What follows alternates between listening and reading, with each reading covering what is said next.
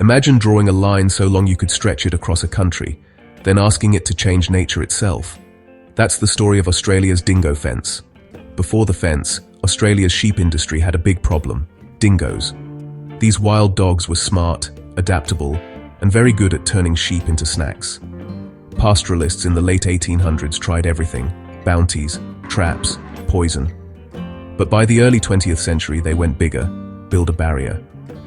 From the 1910s through the 1950s, they stitched together one of the longest structures on Earth, about 5,600 kilometers, or 3,480 miles. From the cliffs of the Great Australian Bight in South Australia, across the desert edges of the outback, to Queensland's east. Think wire mesh, wooden and steel posts, graded sand pads to spot tracks, and constant patrols to fix holes. It's not pretty, but it is relentless. The purpose was simple: keep dingoes out of the southeast, protect sheep, and stabilize the wool economy. And functionally, it worked. Sheep survival improved, lambing rates rose, and regions south of the fence could farm without nightly raids. Even today, teams maintain gates and mend washouts after storms, and monitor for breaches using tracks and cameras. But here's where the story flips. After the fence, the land on either side didn't stay the same. North of the fence, dingo country, dingoes remained apex predators. They kept kangaroo numbers in check, discouraged feral goats, and pressured foxes and cats. That top-down control meant more shrubs and grasses survived, especially the ones small mammals need. South of the fence, mostly dingo-free, the balance shifted. Kangaroo populations often boomed, grazing down vegetation. Foxes and feral cats faced fewer threats, so they hit small native animals harder. More grazing plus more predation can mean fewer ground-nesting birds, fewer small marsupials, and more bare soil.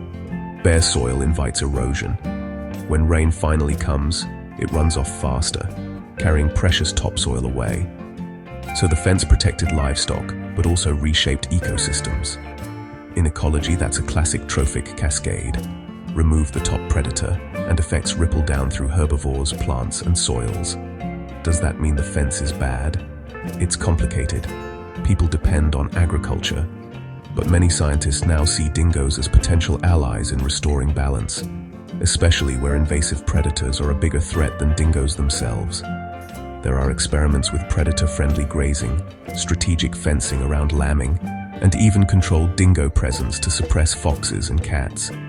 Some stations report healthier vegetation and fewer pest outbreaks when dingoes are part of the system, managed, not erased.